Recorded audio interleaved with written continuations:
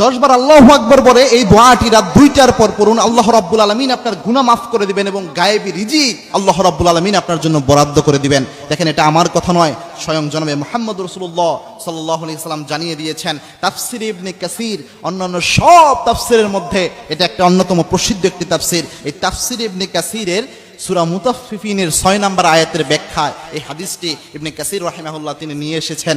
এই ঘোষণাটি আল্লাহর হাবিব সাল্লাল্লাহু আলাইহি ওয়াসাল্লাম নিজে দিয়েছেন।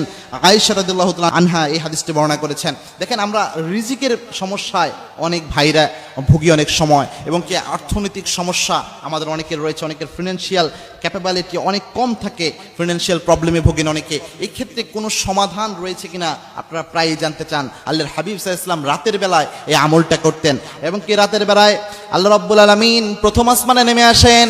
প্রথম আসমানে নেমে আসে আল্লাহ রাব্বুল আলামিন ডাকতে শুরু করেন, হাল মিন মুস্তাগফিরিন ফাগফিরাল্লাহ।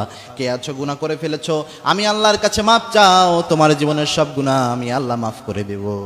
কে আছো, কার রিজিকের সমস্যা, কার অর্থনৈতিক সমস্যা, কার কোন সমস্যা রয়েছে, আমি আল্লাহ রাব্বুল আলামিনের কাছে চাও, তোমার সব সমস্যা আমি আল্লাহ সমাধান করে দেব। আল্লাহ এইভাবে এলান করতে থাকেন, ডাকতে থাকেন। শেষ রাতে এসে মিশকাতুল মাসাবিতি হাদিসটা এসেছে, আল্লাহ রাব্বুল আলামিন বান্দাদের উদ্দেশ্যে এইভাবে আহ্বান করতে থাকেন। ওই অবস্থায় কোনো বান্দা যদি আল্লাহ রাব্বুল আলামিনের কাছে চায়, রাতের বেলায় কোনো বান্দা যদি আল্লাহ রাব্বুল আলামিনের কাছে কিছু চায়, আল্লাহর হাবিব সাল্লাল্লাহু আলাইহি সাল্লাম জানিয়েছেন সেই দোয়া আল্লাহ রাব্বুল আলামিন খালি হাতে ফেরত দেয় না।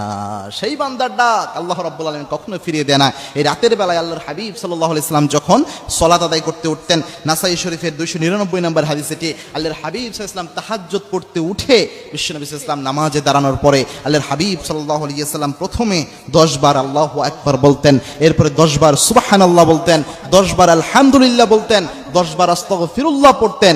এরপরে আল্লাহর হাবিব সাল্লাল্লাহু আলাইহি সাল্লাম এই দোয়াটা করতেন, আল্লাহুম্মা গফিরলি ওয়ারহামনি ওয়ারযুকনি ওয়াআফিনি।